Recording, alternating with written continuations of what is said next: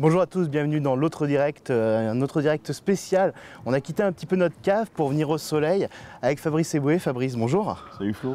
Alors vous êtes venu un peu en avance parce que vous serez de retour à Lyon le 11 décembre pour votre spectacle à la Bourse du Travail. Ouais, tout à fait. Bon, on a déjà joué ce nouveau spectacle qui s'appelle Fabrice Eboué, levez-vous au Transbo il y a quelques mois. Et donc on avait promis de revenir, ce sera à la Bourse le 11 décembre. Vous êtes content de revenir à Lyon ? Ah bah toujours, moi je suis un grand habitué de Lyon, que ce soit beaucoup le Transbo, j'aime bien cette salle, le côté rock, la salle Rameau aussi. Et puis la Bourse, alors je l'avais fait à l'époque, il y a quelques années avec le Jamel Comedy Club, mais tout seul c'est une première. Donc je ne découvre pas Lyon, mais la salle en tout cas. J'avais envie de faire une plaisanterie au début. Ouais. non, rien à voir. Je préparais l'interview et j'ai un ami, Emmanuel pour le citer, encyclopédie vivante du rap, qui me dit tu vois Fabrice Eboué, parle-lui de sa carrière de rappeur. Voilà. Monsieur Faf, il me dit ça va le détendre. Ça le détend ou ça va le stresser? Non, alors je te le dis tout de suite Manu, ça me stresse beaucoup ta question. Je te le dis tout de suite, j'ai eu une très courte carrière de rappeur, aussi courte que pathétique, il faut le dire. Enfin, courte pas tant que ça, mais j'ai eu un souci, c'est qu'au niveau des textes, je m'en ressortais à peu près pas mal, mais je n'arrivais pas à les dire dans le rythme. C'est quand même le principe du rap. Enfin, une fois que tu as la rime, il faut que tu réussisses à la dire. Donc à un moment, je me suis dit, bon bah quitte à réussir à écrire des textes qui font marrer mes potes, alors parce que je savais pas rapper, ça les faisait rire, mais parce que le texte était parfois un peu rigolo aussi. Je me suis dit, bah, essayons d'être rigolo sans la musique, et ça marchera peut-être mieux. Et ça marche mieux. Et voilà, comme ça, comment je suis devenu comique en fait. Et par contre, ça a été vraiment une vie difficile au début, brique par brique. Je voyais que vous disiez souvent la ça. banlieue, les braquages, le trafic de drogue. Non, je pensais plutôt à la difficulté de s'imposer sur une scène où il y a beaucoup de monde et peu d'élus à la fin. Alors à l'époque, il n'y avait pas autant de comiques qu'aujourd'hui, parce qu'aujourd'hui c'est la foire aux comiques dans tous les sens. T'en as à peu près partout, dans toutes les émissions, etc. Je pense que même aux 20h, bientôt, tu as un type qui lâchera une vanne sur chaque information. Mais non, à l'époque, moi, il y avait moins de monde, mais c'est vrai qu'à l'époque, par contre, il y avait moins d'expositions, il n'y avait plus d'émissions, il n'y avait plus le Théâtre de Beauvoir, plus la classe, et il n'y avait pas toutes ces émissions qui ont existé, qui m'ont aidé d'ailleurs, comme le Jamel Comedy Club par exemple. Donc à l'époque, on était un peu seuls, il fallait faire son trou dans des petits festivals, des petites salles de café-théâtre. Moi, ça a été le petit théâtre des Blancs Manteaux dans le quartier du Marais, pour ceux qui connaissent. Et puis voilà, on s'est construit petit à petit. J'ai réussi à tenir le coup jusqu'à l'avènement et de cette mode, ce qu'on a appelé le stand-up, etc. Et là, j'ai vu un peu de lumière. Maintenant, superstar. Un petit jeune aujourd'hui qui se lance, vous lui conseillez quoi? De faire ce que tous les petits jeunes font aujourd'hui, du comique sur YouTube ou Je vous conseille de ne pas faire ce métier. Il y a des métiers qui sont bien plus beaux, bien moins stressants finalement. Et je le conseille surtout de rire avec ses potes, c'est le plus important. Ou alors de faire du comique amateur. Parce que c'est vrai qu'il y a peu de comiques amateurs. Et tu sais que moi j'ai eu honte d'être comique pendant des années. Souvent je disais non, mais je fais ça, mais je ferai autre chose. Là c'est juste pour m'occuper. C'est pareil pour les autres journalistes quand c'est que t'as un vrai métier. Ouais.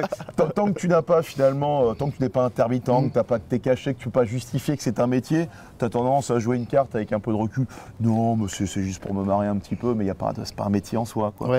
Alors que évidemment, t'en crèves d'envie, et puis petit à petit, quand tes salles se remplissent enfin, tu peux dire fièrement, qu'est-ce que tu fais dans la vie? Bah, je suis comique. Mais même dans la vie, tu le dis plus facilement quand tu commences à être médiatisé, parce que t'as un repas, personne te connaît, on dit toi qu'est-ce que tu fais dans la vie? Comme ça arrive très souvent. Je suis comique, tous les gens sont l'autre il est comique, limite fais voir. Alors que dès que tu commences un peu à passer à la télé, c'est il est comique, c'est super, etc. Donc on a besoin finalement de se justifier. Ça fait quoi aujourd'hui d'être invité dans des trucs comme les grosses têtes, les choses comme ça? Alors je suis pas invité, je suis. Pardon, récurrent. Régulier. Une grosse tête. Une grosse tête. Pendant longtemps, les grosses têtes, c'était de l'humour très franchouillard et là, on a complètement changé la donne. Donc forcément, quand on se retrouve dans cette arène, ça... Non, mais moi, j'aime pas... D'abord, je trouve qu'un humoriste se doit d'essayer d'être pas dans... Moi, j'ai un humour qui est dit plutôt rentre-dedans, plutôt incisif, mais... Quand je veux dire universel, c'est dans le sens où il faut être capable de faire rire finalement, quel que soit le milieu, quelle que soit l'ambiance. Et moi, effectivement, ce que j'aime par-dessus tout, c'est réussir à passer, par exemple, d'aller faire rire une salle, comme je l'ai fait avec le Jamel Comedy Club, puis ensuite passer aux grosses têtes. On peut dire que c'est un grand écart absolu, mais moi, j'ai aucun mal à aller plaisanter avec des potes dans des milieux socio-culturels totalement différents. Alors, c'est peut-être mon côté mixte, mon côté métis, et c'est vrai que j'allais autant déconner avec mes potes du 9-3, comme on dit un peu. Comme on disait il y a 10 ans, je crois que c'est un peu ringard de dire ça aujourd'hui, et d'aller ensuite avec des enfants qui, comme moi, ont grandi dans des écoles privées, étaient fils de médecins. J'aimais bien le côté humour 4x4, humour tout terrain, voilà. Et on arrive à mettre ces deux publics dans la même salle?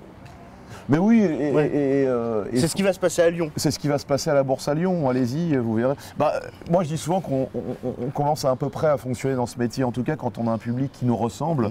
Et moi c'est vrai qu'étant d'un père d'origine camerounaise, d'une mère normande, ça a été un grand écart absolu. Et je crois qu'on m'a élevé dans cette envie de rassembler. Je ne suis pas en train de te faire un discours d'homme politique, parce que c'est un peu... Mais juste dire que j'ai des salles qui me ressemblent, que ça va de, je ne vais pas dire 7 à 77 ans, parce que je déconseille le spectacle aux enfants, mais ça va en tout cas de 16 à 86 ans. Voilà. Par contre, on a senti un gros gap entre le précédent spectacle, fait entrer Fabrice Eboué, et celui-là. Le précédent, vous aviez un peu un environnement, là c'est sobre, c'est Fabrice seul sur scène. Alors c'était le DVD aussi qui était qui avait été spécial, avec une petite ambiance, mais s'il y a un changement, c'est que mes autres activités, notamment le cinéma, ont permis de beaucoup, en tout cas de progresser un peu au niveau du jeu, donc de prendre de la confiance aussi, parce qu'à force de tourner, tu fais de plus en plus de scènes.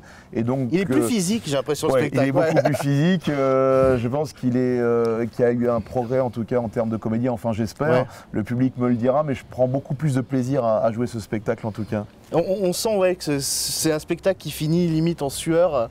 Ah, c'est pas limite. Hein, c'est totalement. À la fin, il y a un côté très Jacques Brel. Ne me quitte pas. Tu connais cette captation mythique où et c'est vrai que je mouille le maillot. Comme on dit, on peut tout me reprocher, mais pas de ne pas mouiller le maillot sur ce spectacle. C'est quand même amusant de voir un humoriste évoluer avec un contexte politique qui évolue. Au bout d'un moment, on se dit bon, est-ce qu'il va pouvoir rigoler là-dessus, parce que c'est limite tiré sur l'ambulance en ce moment de faire. Moi, je fais très peu de politique. Parce que c'est des sujets qui passent rapidement. Il y a un côté chansonnier, c'est pas mon truc à moi, il y en a qui le font. Moi je préfère être dans des grands thèmes de société, parce que d'abord tu sais que ça va rester. Je parle, alors je rajoute au fur et à mesure aussi, là j'ai construit un petit sketch autour d'Ebola, vous me direz ce que vous en pensez, mais je parle aussi des grands thèmes de société qu'ont secoué notre pays ces derniers temps, le mariage pour tous, toutes ces journées qui cristallisent la haine en ce moment, les jours de colère, ce qu'ils ont appelé. Je parle de tous ces chapitres qui font notre société, les convertis à l'islam, les djihadistes, tout ça m'intéresse. Et tout ça, parce que vous savez, on en a parlé tout à l'heure, il y a de plus en plus de comiques, il faut le traiter de manière originale. Alors la meilleure façon de le faire, à mon avis, c'est de passer par soi, d'amener la carte un peu plus personnelle. Alors tous ces grands sujets, j'essaie d'être un témoignage de mon époque, comme on dit. Ça c'est ce que je me faisais comme remarque, c'est que l'ancien spectacle, pour l'avoir revu cette nuit pour préparer l'interview, il n'a pas vieilli. Très professionnel. Le type regarde ce que fait l'artiste avant de l'interviewer, ça c'est vachement intéressant. Non mais surtout, le spectacle n'a pas vieilli, c'est-à-dire que les thématiques de l'ancien sont toujours valables, et les thématiques du nouveau sont, bon, heureusement pour vous, ça fait un an qu'il tourne, mais ça c'est pas mal pour un humoriste de savoir que dans 30 ans, a priori, vous devriez continuer de tourner sur Rire et Chanson, quoi. Ouais, 30 ans, j'aurai 67 ans, il y en a qui continuent, hein. Guy Bedos, il est toujours sur scène, donc il y a encore de l'espoir. Sur Rire et Chanson ou autre, effectivement. Voilà, alors dans ce spectacle-là, peut-être le clin d'œil qui va un peu passer, mais c'est un de mes sketchs phares que j'aime beaucoup faire, c'est sur Oscar Pistorius. J'ai toujours un peu d'actu ou du Dupont Ligonnès, parce qu'il y a des gens qui aiment aussi venir me voir pour le traitement des faits divers. Donc je vous rassure, c'est toujours là. Il y a du Dupont Ligonnès, il y a du Guy Georges, il y a du Oscar Pistorius. Voilà. Est-ce qu'on vous prend encore pour Guy Georges ? Quand je me rase le crâne, donc j'évite. Hein. Je suis pris entre Camini et Guy Georges. C'est un choix de carrière. Camini, Guy Georges, on ne sait pas trop. Je sais que ça vous saoule un peu qu'on parle de ça, mais Dieudonné, qu'on vous prenne pour Dieudonné dans la rue.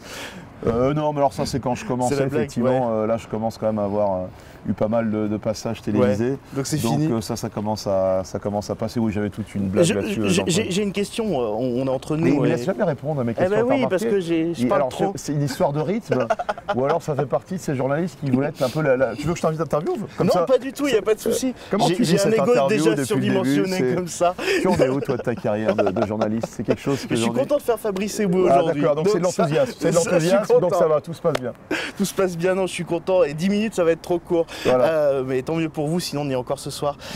Non, mais la question que je vous posais, c'est que on rigole. Je peux me dire je crois que c'est la fin de l'interview, on va se lâcher maintenant. On se lâche. Soyons familiers. Allez mon Flo. Je t'appelle Flo. Tu peux m'appeler Fab.